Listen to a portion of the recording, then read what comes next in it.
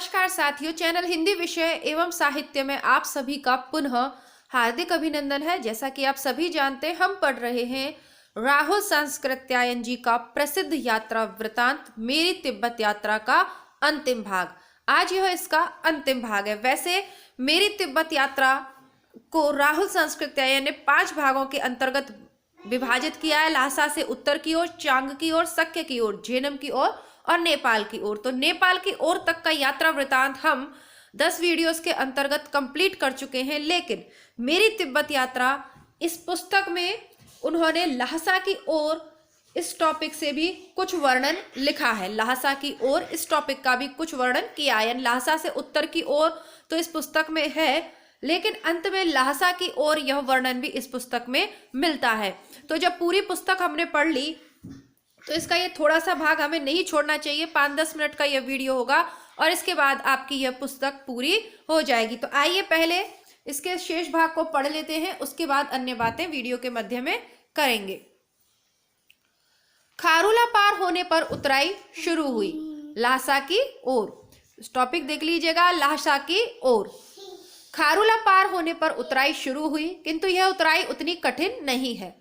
प्राय 3-4 मील उतरने पर कुछ घर मिले। यह घर विशेषकर टिकने के ही लिए हैं। दीवारें इनकी अनगढ़ पत्थरों से चिनी है। आगे मिट्टी काली है, इसलिए नदी का पानी भी काला मालूम होता है।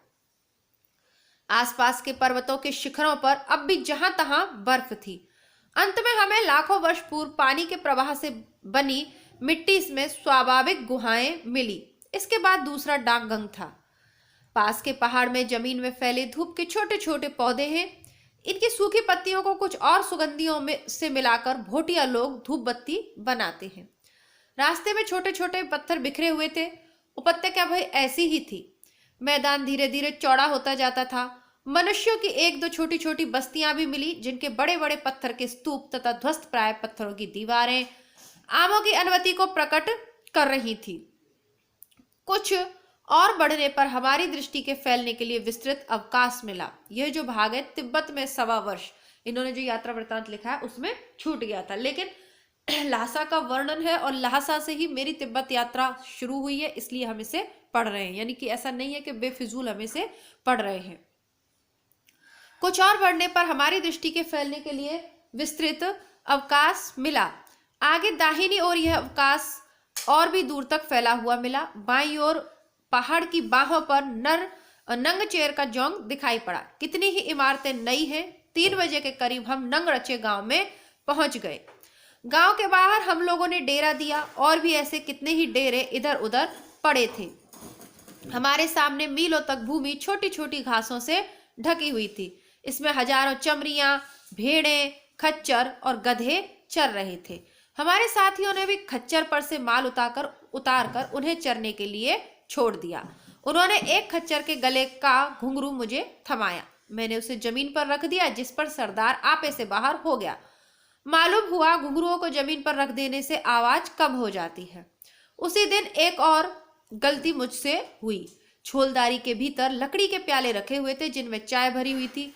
गलती से मेरे छुपा यानी चोगा का नीचे का दामन प्याले से छू गया। सरदार ने घी मक्खन मिलाई चाय को उठाकर फेंक दिया।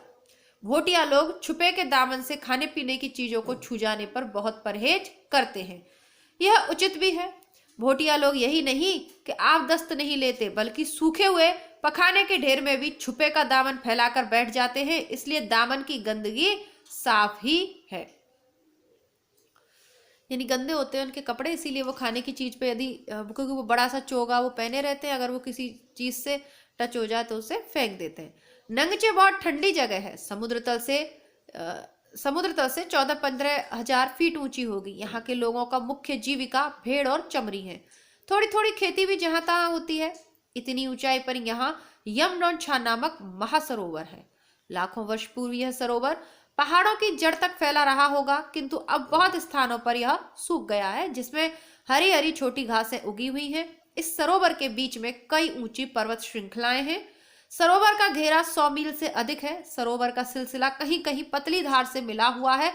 आसपास की कितनी ही नदियां अपने जल को इसी में लाकर डालती हैं। यद्यपि इसका पानी बाहर नहीं निकलता, तो भी पानी मीठा है। किनारे किनारे घूमने पर यह चक्कर खाती नदी जैसा मालूम पड़ता है। नंगचे का ऊन अपनी नरमी के लिए मशहूर है। जहां जितनी अधिक सर्दी पड़ती है वहां का ऊन भी उतना ही मुलायम होता है। नंगचेंग चुंगटुंग बाल निकाला हुआ कंबल को भोटिया लोग बहुत पसंद करते हैं क्योंकि ये बहुत ही नर्म और गर्म होता है। इसके नीचे पड़ जाने पर जाड़ा पास नहीं फटक सकता। घास और खच्चरों की थकावट को देखकर खच्चर वाले ने उस दिन भी यही रहना पसंद किया। खच्चर तो चरने के लिए छोड़ दिए गए थे और लोग छंग पीने में मस्त थे। भोटिया लोग छंग और नाच के बड़े प्रेमी हैं। जुआ खेलने की जगह शराब का पूरा इंतजाम रहता है। मेरे डेरे से थोड़ी दूर पर एक लद्दाखी मुसलमान का डेरा था। हैट वेट लगाए पूरा साहब बना हुआ था। मेरे साथी ने कहा कि यह खच्चे मुसलमान तुम्हारे फ्यूल यानी पिता के देश का है ना। मैंने कहा हो सकता है, कभी उससे मुझे बात करने का मौका नहीं लगा। उसके पास 50-60 खच्चरों का माल था। कुछ लद्दाखी मुसलमान लहासा में भी बस गए। यह लोग कलकत्ते से माल ले आते हैं। लद्दाख से आने वाले भी रावलपिंडी आकर रेल पर चढ़ कंपली पोर्ट चले आते हैं और वहां से इसी रास्ते लहासा जाते हैं। मुझे उससे बातचीत में पर्दा खुलने का डर न था क्योंकि ऐसा होने पर मैं समझ सकता था। मेरा घर खुन्नू बुशहर है। खुन्नू बहुत कम लोग जानते हैं इसलिए मैं लद्दाख कहता हूँ। खुन्नू कहकर तो मैं खुन्नू वालों को भी धोखा दे सकता था। एक बार एक खुन्नू ही का आदमी मुझे लहासा में मिला। उसने पूछा खुन्नू में घर कहाँ है। मैंने कहा सहारन के पास, सराहन के पास। उसने कहा तो आप असल कन्नौर खुन्नूर से बाहर के हैं। मैंने कहा हमारा राजा तो एक ही है ना। विशेष पूछने पर मैंने कह दिया छोटेपन से ही मैं घर से बाहर निकल साधुओं के साथ फिरने लगा था।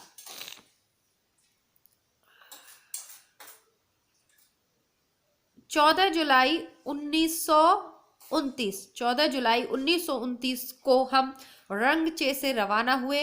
रंगचे ग्यानची से 62 मील दूर पत्थरों के भी एक देवता के छोटे से स्थान की तरह घेर कर बनाया गया। अच्छा, पत्थरों को भी देवता के एक छोटे से स्थान की तरह घेर कर बनाया गया है। रास्ते के साथ साथ तार के खंभे लगे हुए। नंगचो के जोंग में डाक खाना और टेलीफोन है। तिब्बत में तार का काम जानने वाले ज्यादा नहीं है इसलिए तार सिर्फ लासा में ही रखा गया है। तो जैसा कि आप जानते हैं यह आज मेरी तिब्बत यात्रा पुस्तक का अंतिम वीडियो है। इसके बाद हम कुछ नया आरंभ करेंगे अपने इसी चैनल हिंदी विषय एवं साहित्य पर। लेकिन यह हिंदी विषय एवं साहित्य पर अब यानी कि 2022 जनवरी 2022 में पढ़ाई जाने वाली अंतिम बुक है। इसके आगे जो भी बुक हम पढ़ेंगे वह हमारा जो बुक किताबों के लिए जो चैनल है हिंदी बुकशाला, अभी तक आपने उसे सब्सक्राइब नहीं किया है तो आप YouTube पे सर्च कर सकते हैं हिंदी बुकशाला। नहीं मिले तो लिंक मैं कमेंट बॉक्स में दे दूंगी या डिस्क्रिप्शन बॉक्स में दे दूंगी। आप वहां से भी जाकर उस लिंक पे क्लिक करेंगे, चैनल पे पहुंच जाएंगे तो वहां आप उसको सब्सक्राइब कीजिए। क्योंकि आपके सिलेबस में, नेट परीक्षा के सिलेबस में, असिस्टेंट प्रोफेसर भर्ती परीक्षा के सिलेबस में, भारत के किसी भी राज्य से आप यदि MA कर रहे हैं तो आपके सिलेबस में जो रचनाएं लगी हुई हैं, गद्य रचनाएं विशेषकर उपन्यास, नाटक, कहानियां, वह सब आपको हिंदी बुकशाला चैनल पर उपलब्ध होंगी। इसके अलावा हिंदी विषय एवं साहित्य चैनल पर भी हम आगे जो पद्य वाला आपका भाग है, जैसे पद्य की जो पूरी पुस्तकें हैं, जैसे प्रिय प्रवास है, तो वो जो पूरी पुस्तकें हमें पढ़नी है वो हम हिंदी बुकशाला पर पढ़ेंगे। लेकिन जिसके कुछ भाग लगे हुए हैं, ऐसी बहुत सारी पुस्तकें आपको प्लेलिस्ट में मिल जाएंगी।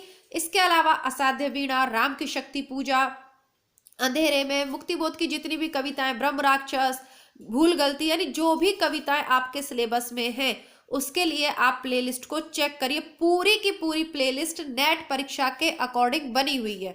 RPSC की यदि आप तैयारी कर रहे हैं तो मैं बता दूं कि सेम पूरे भारत में जो प्रमुख यात्रा वृत्तांत है वही सिलेबस में लगे होते हैं। आप किसी भी राज्य से हो, ऐसा नहीं है कि नेट परीक्षा की तैयारी मैं करवाती हूँ तो वह पुस्तक केवल नेट के लिए है। जैसे कि बात करूं कबीर की, मीरा की, तो सूरदास की, तो इन सब के पद एक दो पदों को छोड़ के कहीं 15 से 20 लगे हुए हैं, कहीं 20 से 30 लगे हुए हैं, लेकिन सबके सिलेबस में ये निर्धारित है। तो उसके लिए आप प्लेलिस्ट को चेक करें। साथ ही साथ अपने अन्य मित्रों को जो पीजीटी, टीजीटी, नेट या किसी भी परीक्षा की तैयारी कर रहे हैं हिंदी विषय से, चाहे आईएएस की तैयारी ही क्यों ना कर रहे हो, आप चैनल से जरूर जोड़ें, क्योंकि चैनल पे निशुल्क पुस्तकें उनके लिए उपलब्ध हैं, जिन्हें आप पुस्तकें तो काम करते करते भी आप सुन सकते हैं, बाकी चीजें आपको ध्यानपूर्वक पढ़नी पड़ेंगी। तो यदि आप वीडियो पहली बार देख रहे हैं तो मेरा विशेष आग्रह है कि आप प्लेलिस्ट से स्वयं तैयारी कीजिए।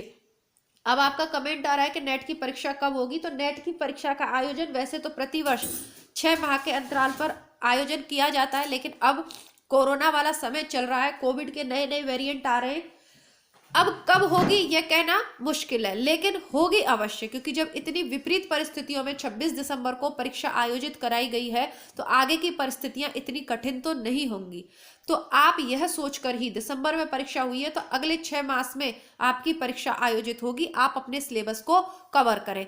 बात करूं विशेष एक पुस्तक जो आपको 2 से 3 बार पढ़ लेनी है, वह है रामचंद्र शुक्ल का इतिहास। यदि आप जेआरएफ निकालना चाहते हैं एक ही बार में, तो हिंदी साहित्य का सरल इतिहास, रामचंद्र शुक्ल का इतिहास, ये दोनों पुस्तकें 2-3, विशेषतः शुक्ल का इतिहास 2-3 बार कीजिए, कॉन्सेप्ट को समझने की कोशिश की। और इसके अलावा नेट के पुराने पेपर बहुत उपयोगी है। अभी यूपी टेट का आयोजन हुआ है तो देखा है आपने 2017 के पेपर में से बहुत सारे प्रश्न एज इट इज 2022 में रिपीट हो गए, इसीलिए पुराने पेपर का विशेष महत्व है। तो वो भी प्लेलिस्ट में है, आप चेक करिएगा, ठीक है।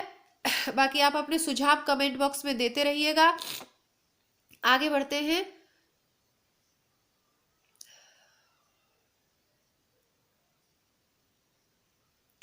कुछ आगे जाने पर कुछ कपड़े की छोलदारियां गड़ी हुई थी, जिसके आगे अंग्रेजी वेश में ताम्र वर्ण के एक पुरुष लोहे पर चढ़े आते दिखाई पड़े। पीछे इन सज्जन से मुझे लहासा में मिलने का अवसर मिला। यह ज्ञानची के तार विभाग के सुपरवाइजर हैं। आजकल तार के खंभे बदले जा रहे हैं, इसलिए भोटिया गवर्नमेंट ने इन्हें इसके लिए मांग लिया था। रास्ता सरोवर के किनारे किनारे था। एक कोने में मुड़कर ऊंची दीवारों वाला घर मिला। ऐसे उजाड़ पड़े हुए घर इस झील के किनारे कई जगह मिलते हैं। बस्तियां भी कितनी ही उजाड़ हैं और कितनी ही आबाद। खेत सब खाली पड़े हैं, जिनकी मेड़ अब भी दिखाई देती है। दोपहर के करीब हमने झील के एक पतली सी धारा को पार किया। यही हमें शिगर्ची से आने वाला आने वाला रास्ता भी मिल गया। उसी पतली धार को दूसरे पार से परिक्रमा करते हुए हम फिर खुली झील पर आ गए। पहाड़ में कुछ जंगली गुलाब और करौंदे के छोटे छोटे झाड़ दिखलाई पड़े। सूर्य की गर्मी सवेरे ही से आ जाने से यहाँ कुछ गर्म था, इसलिए इन वनस्पतियों को यहाँ उगने की हिम्मत हुई। आगे हमें बहुत सी चमड़ियां, लोहा, चावल आदि माल लाद कर ले जाती दिखलाई पड़ी। खच्चरों और घोड़ों को देखकर चमड़ियां स्वयं इधर उधर हट जाती है। यही मुझे एक सौदागर मिल गया। अब इसमें थोड़ा सा मिस प्रिंट है, किस चीज का सौदागर है ये प्रिंट नहीं हो रहा। उसने कहा सिगरची से सुमति प्रज्ञ हमारे साथ आ रहे हैं। मैंने कहा मैं तो तुम लोगों से आगे ही लासा पहुंचूंगा। सुमति प्रज्ञ को छू सिंह श में मिलने के लिए कह देना। इस घाटी में मौसम का कोई नियम नहीं है, थोड़ी देर धूप मिलेगी, फिर थोड़ी देर में बादल घिर आएगा। अभी हवा शांत है, जरा थोड़ी देर में छोटे छोटे पत्थरों का टुकड़ा उड़ने लगेगा। उस दिन हमें हवा से मुकाबला नहीं करना पड़ा। 3 बजे के करीब हम सिक्किया गांव में पहुंचे। सिर्फ 2-3 घर हैं। घर भर में एक ही पत्नी होने से बस्तियों में घर की संख्या तो बढ़ नहीं सकती। हाँ, संतान ना हुई तो घर कम हो सकते हैं। इसके कारण मैं समझता हूँ कि तिब्बत में बहुत सी जगहों में मनुष्य संख्या कम हुई है। आजकल संसार के बड़े बड़े अर्थशास्त्री जन वृद्धि रोकने की चिंता में है, किंतु तिब्बती लोगों ने कई सौ वर्ष पूर्व ये सवाल बहुपति विवाह के रूप में हल कर दिया है। तो इस तरीके से राहुल संस्कृत्यायन जी का एक व्यंग्य है कि बहुपति विवाह होने से क्या है कि जनसंख्या कम हो गई है तिब्बत की, और यह गलत भी है।